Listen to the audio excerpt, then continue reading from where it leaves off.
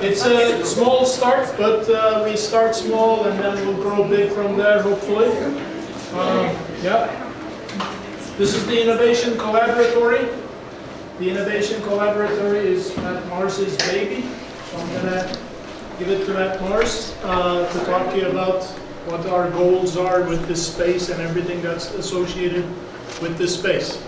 Yes, thank you, Emery. And thank you for coming. I know food is always an attractive element to an event like this, but I can also sense that there's a general curiosity about what it is that we do here and why we want to kick off the semester the way that we have done today.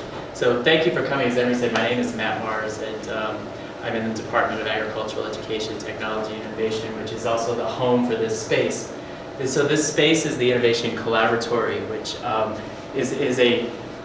the name it was purposely chosen to capture two things that we are committed to helping students develop, as well as supporting the community and faculty as well to the extent that they have an interest or need. First is innovation.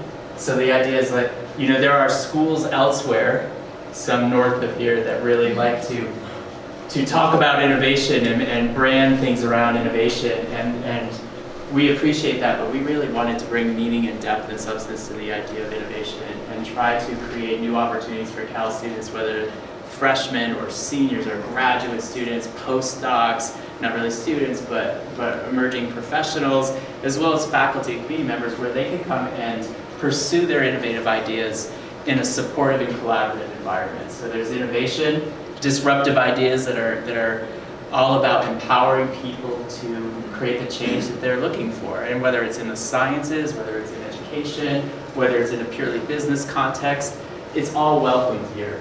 Maybe you have an idea in your lab, or your professor has an idea in their lab, and they're wondering how they can move it to the next stage in the application process, where they're trying to move it from concept to reality, so that reality has impact on the communities they aim to serve.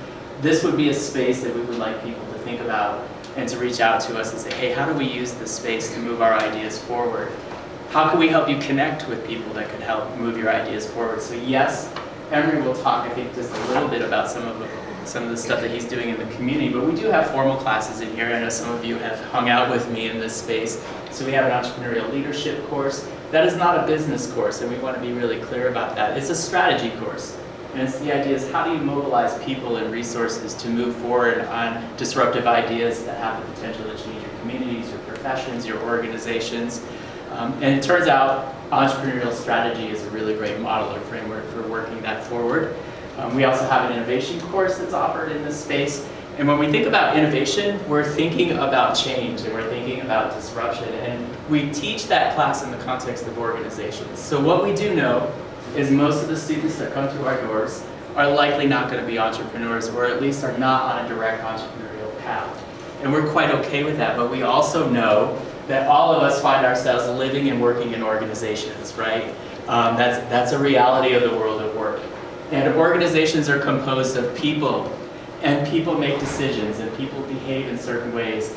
And it turns out there's a number of principles and concepts that we can learn and develop, where we can help students develop themselves into leaders of change, so that when they step into their organizations, whether it's a lab, a university, industry, government, that's a high bar to hurdle over, but government, that they can step in and feel the empowerment and have the agency to actually lead the change that they aspire to create.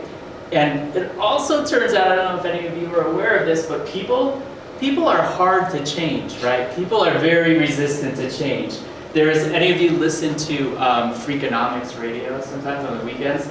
There was, and we were talking about it in class on Tuesday, as a matter of fact. So there was a study by a Stanford neurobiologist, and it turns out that you can put a curve of human actors over a curve of rats. And rats and humans have the same lifespan in terms of their tolerance for adaptability. And so for the first years of the rat's life, it is very resistant to broccoli. Rats don't like broccoli, apparently. And so all the way through their early, I remember you were worried about this, like, what the hell is he talking about? All the way through the early adolescent periods, rats won't touch broccoli typically. But then something happens neurologically when they hit mid-adolescence, late adolescence, where they become much more tolerant of broccoli. And they give it a shot, and they actually start to like broccoli. And then what you find is when they start to go into later adulthood, you try to introduce new foods. And during that whole middle adult period, they're much more likely to try different food. But then they get to later adulthood, and they stop trying new food, and they become much more resistant to change. And it turns out humans are the same way. So if you think about yourselves, you probably didn't like broccoli until you were about 12 or 13. But then suddenly your adolescence stage hit, and you have to start to fend for yourself a little bit more, right? And you have to change a bit because you don't have certainty and you don't have people to rely on any longer. So this natural survival mechanism kicks in. And so it's interesting to think about that, because what do we do in organizations? Who are the leaders that are leading organizations? Usually they're people that are on that slope toward later in life where you become more resistant to change, right? And so it's important to understand these kinds of things, because now you're working against evolution and you're working against neurobiology. So how you reach out to people, how you compel them to want to take the risk of change. There are really insightful things that we can pull from science, from sociology, from anthropology, from economics, from all of the hard sciences. And so we try to merge that into what we do in the space and in the innovation course so that you have a healthy perspective that most won't have. We have a really high aspiration, and that is we would like Cal students, when they leave, we would love every student to come through this space one way or another, whether it's through formal coursework, whether it's through workshops. We have great speaker series that I think everyone will tell you a little bit more about throughout the semester, but so that when you leave, you will stand out as an entrepreneurial thinker. You will stand out as somebody that understands innovation and at the very least can participate in it, and in the very best lead it. And that's really what the space is dedicated to. So you can see around, we do everything flipped in this space. So students are working on teams at their carousels, working on entrepreneurial strategies, innovation models, theories, so on and so forth, and they're working live together. We have things projecting on all the different screens. Indeed, this is the only classroom that I'm aware of that has a ping pong table. So we do play ping pong in class, but you can see there's also some students that have been working on the table, right? Students have been working on some things on the table. This is a technology that we use to break cognitive looping. Has anyone ever suffered from cognitive looping where you write the same sentence and you know it's not right, so you delete it and you stare at your screen, and then you start typing and you end up typing the same sentence, and then you erase it and you keep going over? That's called cognitive looping. It turns out being like tactile and working kinesthetically can break that loop and spawn creativity. And so not only are we using it in class, but we're trying to demonstrate to students how you can help other people get over that as well, using various modes of technology, whether it be a low technology such as a ping pong whiteboard, or a higher technology like some of the software and modeling stuff that we have.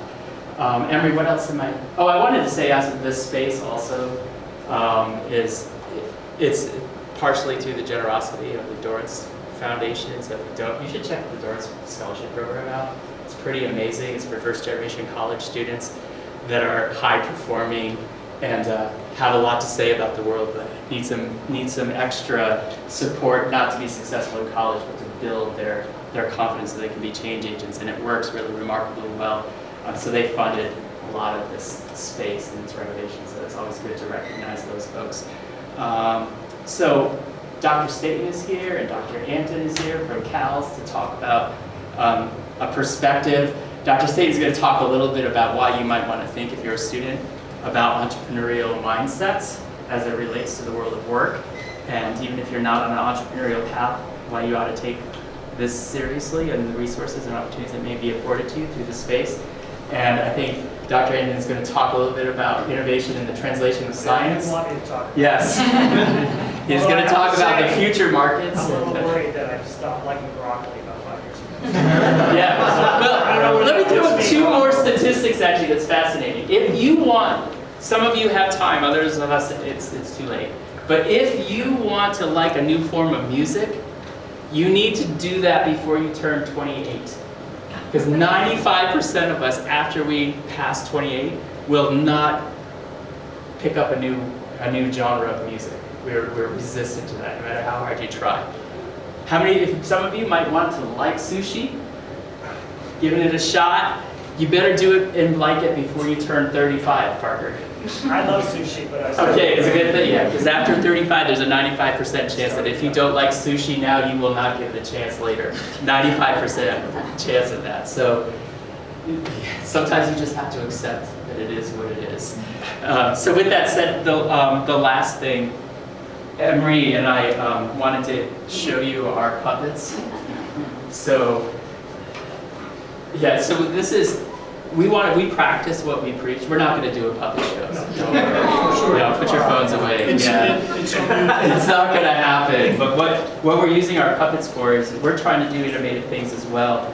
And we're trying to reach students in new and different ways. And so we're doing a podcast series, which is what I really wanted to tell you about, where we're featuring students and past students and community leaders that are doing really innovative things and understanding their journey through the podcast, hopefully inspiring students and faculty and community members to learn through their story and be empowered through their stories. But it also turns out it's really hard to get people to pay attention to podcasts, to get them to try a new podcast, because they're inundated with all kinds of different marketing schemes and the like. So we're doing 30-second puppet shows each week, or every other week, is that what we decided? Yep. There'll be 30-second promo clips of what the next podcast will be. So our hope is, if nothing else, students will come and watch the puppet shows because they're ridiculous. We think they're hilarious, and a few people agree with us, and others are just like, there goes your career. But that's all right. It's about risk taking, so we're practicing what we're teaching. But check us out. And so, Emery, it's Go Innovate. They can go to our website or on Instagram, Go Innovate, and check out at least the blooper puppets. I find it pretty funny myself, and he claims that this guy looks like me. So, but I think this is the entrepreneurial spirit that he's talking about. It takes some courage for two old people to come up with. Just went off the rails there. Put it down. To do this. Anyways, yeah.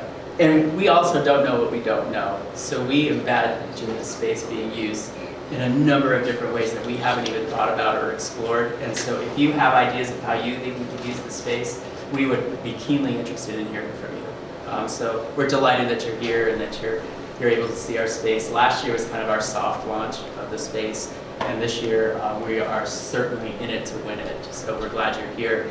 And I should say, Emery Toker is Cal's innovator in residence, and so he'll share a few words in just a moment. But it's an honor to have him as affiliated with the Collaboratory, and equally important, the college. So with that said, Mike, do you want to say a few words? Yeah.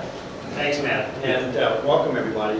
Matt asked me to talk just a little bit about how this effort fits in with broader campus initiatives, and relates back to, from the student standpoint, preparing yourself for the workplace. So I noticed in the first few minutes of his talk, he carefully avoided using the term entrepreneurship. Okay? And he was using words like innovators, agents of change, and disruptors, which I think is exactly right. And I have to give both Matt and Emery a lot of credit for informing me as to what the difference was between entrepreneurship and entrepreneurial thinking, which is what we're really trying to promote, what they're trying to promote with this Collaboratory, and what we're trying to promote at the university level, both inside the college and a broader revamp of the Gen Ed curriculum. The idea for entrepreneurial thinking actually originated with our just recently retired former provost, Jeff Goldberg, who you may have had a chance to run into, but he sent the Gen Ed revamp team a quote from a book back in January with sort of the plea, hey, maybe shouldn't we develop some entrepreneurial thinking skills among the student body writ large? And I'm just going to read you this quote because I think it speaks right to the point here. So, quote, teaching the entrepreneurial mindset and the skills required for innovation in one department or school is a critical error that grows out of the belief that entrepreneurship is merely another way of describing the creation of a commercial enterprise. And such a structure inoculates the rest of the campus from coming to grips with the need to integrate entrepreneurial thinking throughout the curriculum. And I thought that was really telling. It's actually the message that these guys have been trying to pound into me, that it's about being innovative with respect to whatever environment and organization that you're working in. Being a problem solver, being a critical thinker and finding different solutions to problems. It's not just about starting a business. Those skills are, of course, very helpful if you're doing a startup and starting a business of some sort, but that's not the limit. That just happens to be one example, one applied example. And so, speaking first to the Gen Ed curriculum, Provost Goldberg was suggesting, can't we work at least 1 or 2 credits in a 30-credit Gen Ed sequence, which is typically what we have, and what we're basically throwing out the old model, we're creating a new model. Probably not in time for you guys, but within 2 or 3 years. Couldn't we have at least 2 or 3 credits that are devoted to sort of preparing students to be innovative in wherever they're planted, basically, and to apply those skills? And that's in fact exactly what I asked these guys to think about, and they have indeed come up with a plan for a 1-credit course that we're going to try and pilot next spring.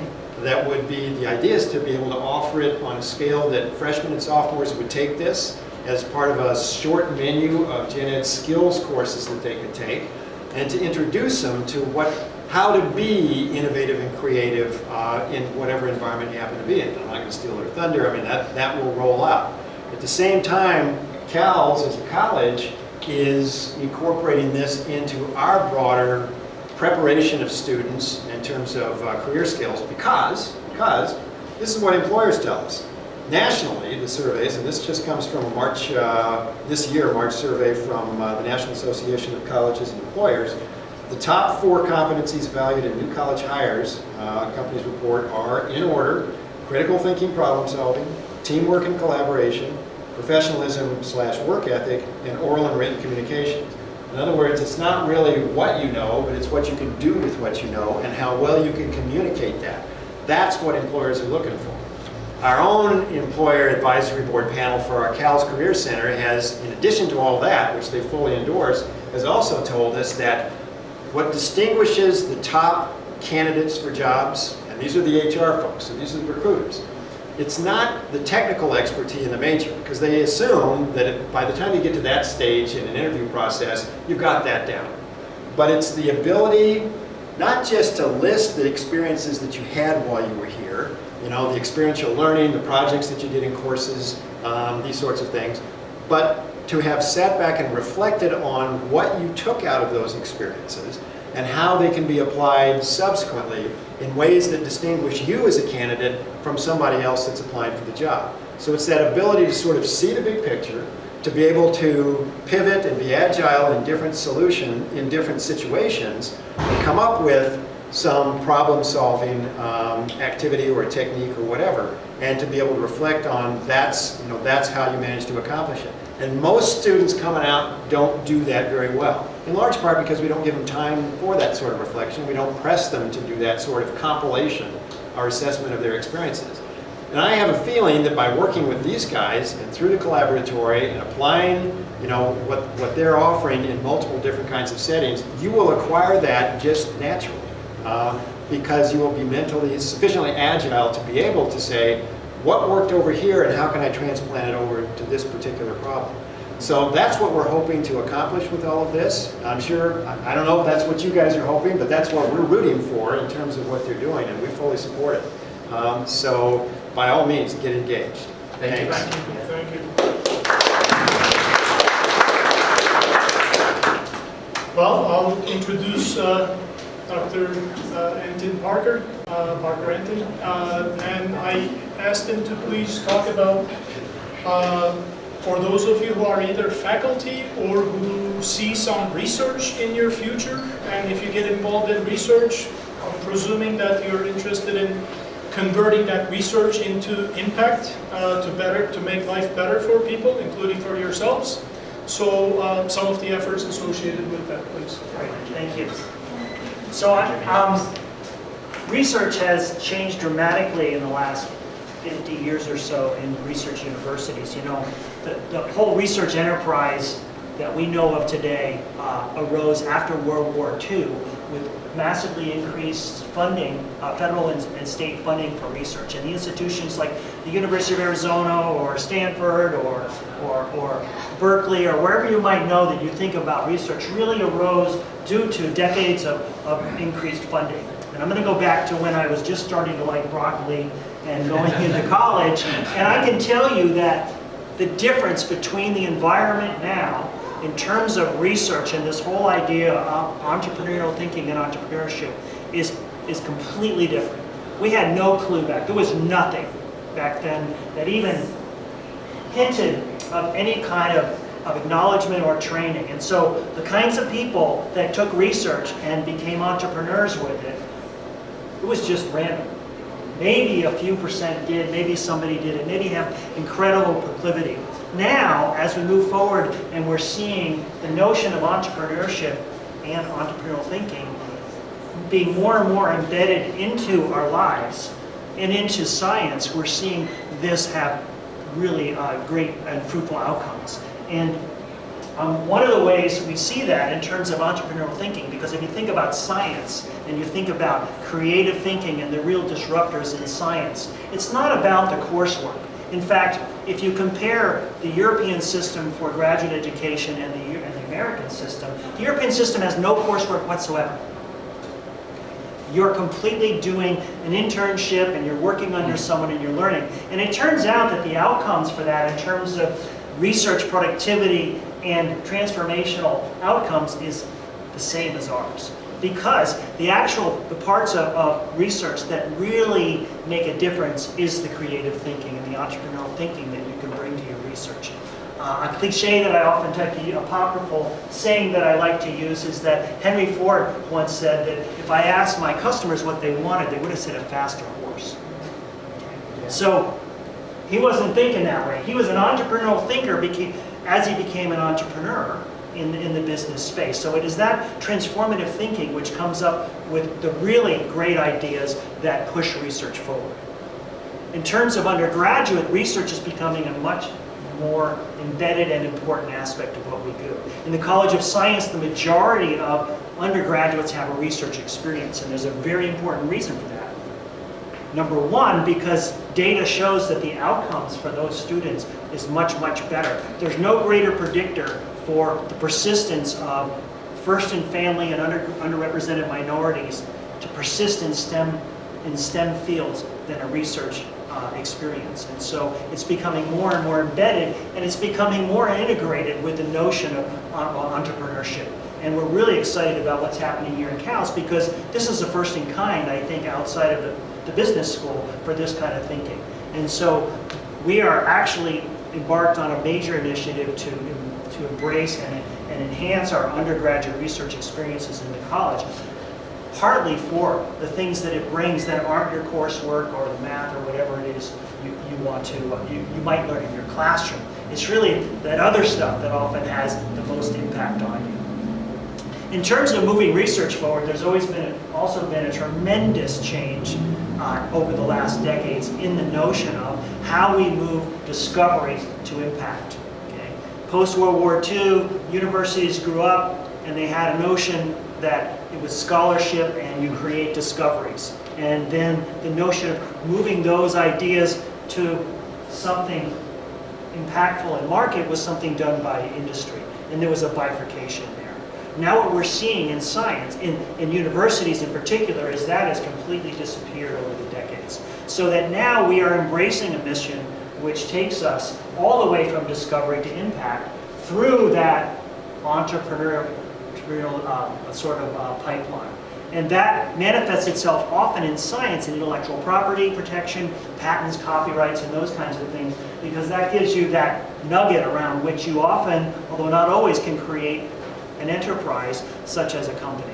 Okay? So we have now in the university and in the college a very robust pipeline. Todd McCauley is actually our Tech Launch Arizona embed to the college, and we're very highly focused on how we take the ideas from faculty, engaging faculty to better understand that, yes, the things you discover are really important, and we have the ability to move them through intellectual property pipelines to patents, copyright, and then move them out into the corporate space. That could be licensing them out to bigger companies, which is often the best idea, but often, more and more we're seeing faculty actually take them to private enterprises and companies and launch those companies themselves.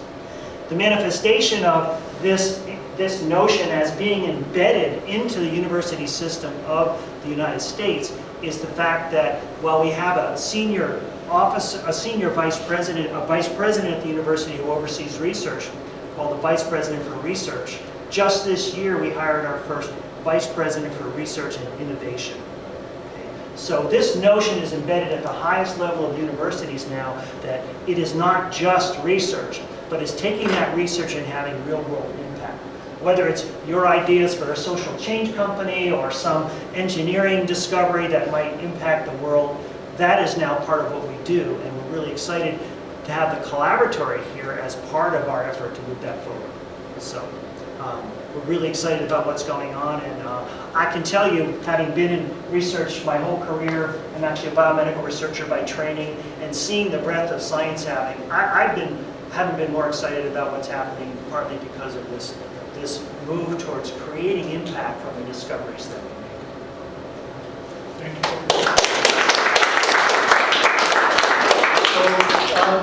I'll just say a few words too from your perspective.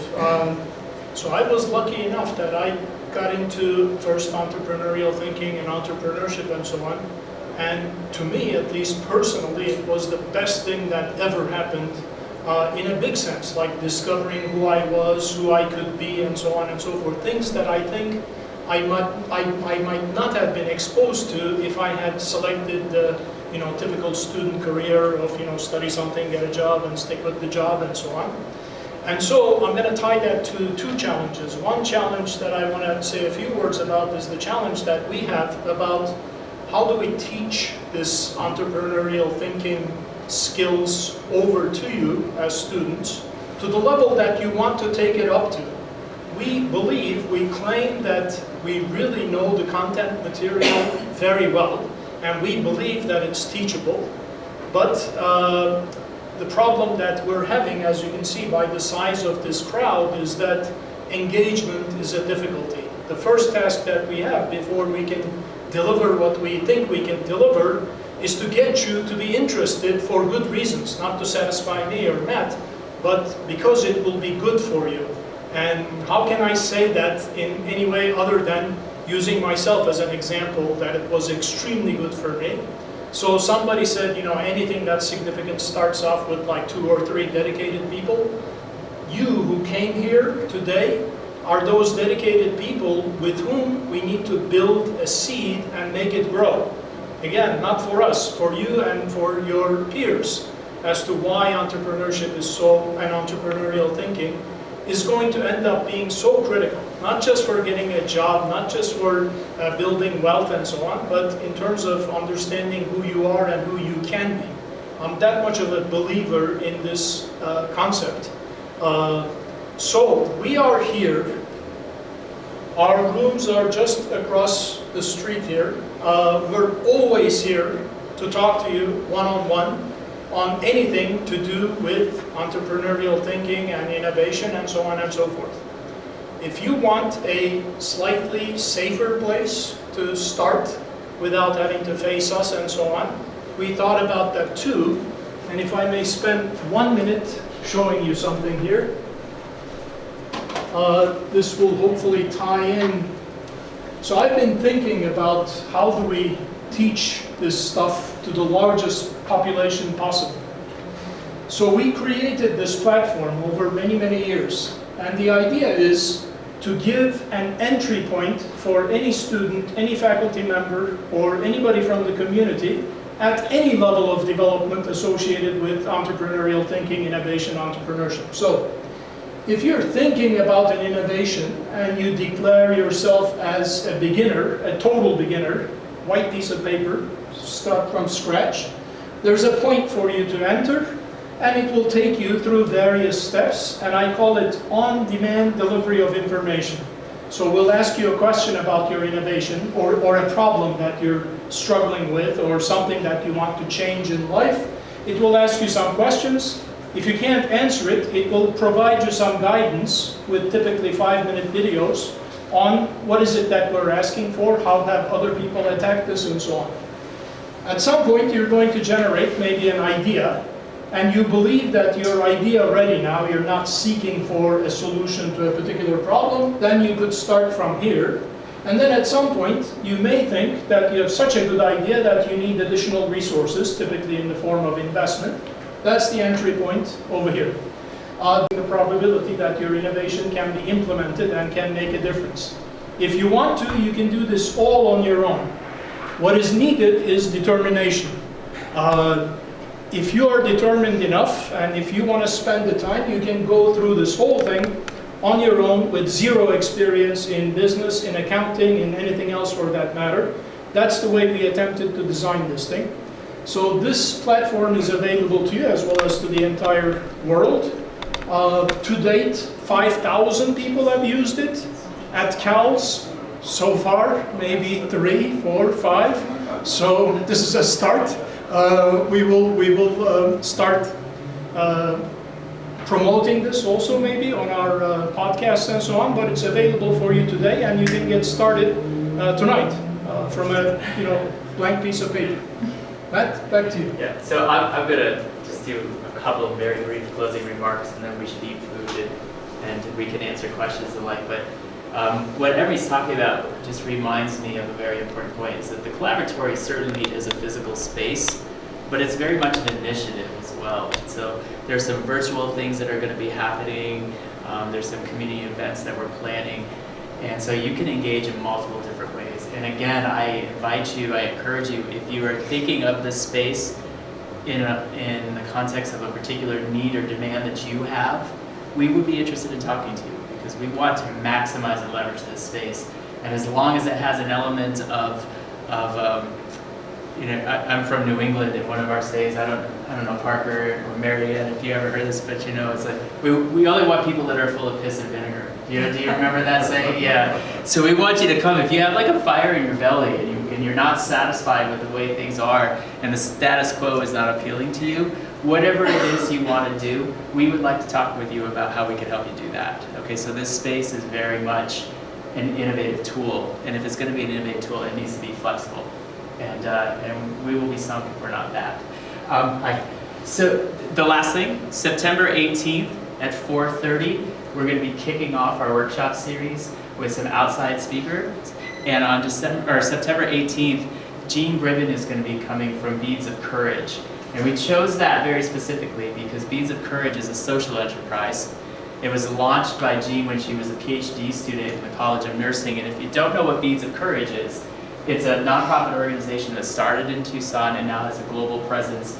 And kids that are facing serious illness and disease, they earn beads for procedures and for obstacles that they overcome. So if they get a blood transfusion, they get a bead of a particular color. If they have to go through some kind of surgery, they'll get a bigger bead of a different color. And what ends up happening is their medical journey is told through their beads, and it becomes their pride and their joy and their courage. And it's now in over 400 hospitals, Tyler. I'm looking at you because you did the evaluation, yeah. And it's global, and it's amazing, and it's inspirational, and it started with a student idea. And that's just as entrepreneurial as when Emre was starting his biotechnology companies and his medical device companies. They're entirely different, but yet they have a common thread, and that is not being satisfied with the status quo, being disruptive, and that can happen in so many different contexts. And so we want to bring that diversity. So September 18th, come hear Jean's story, because it's really amazing, and she'll really be focusing on how to harness creativity in the early stages of your ideas. And she's an amazing speaker, and bring your tissues, because she will make you cry every single time. So with that said, thank you for coming. We wanted this to be a little less formal today so that you had a little bit of time to mingle. Please tell us how you might want to use the space, and hopefully we'll see you in some shape or form over the next year or two, wherever it is. The space is available to you, so we want to help you use it. Okay? So thank you for coming, and certainly be innovative. Okay? Thank you.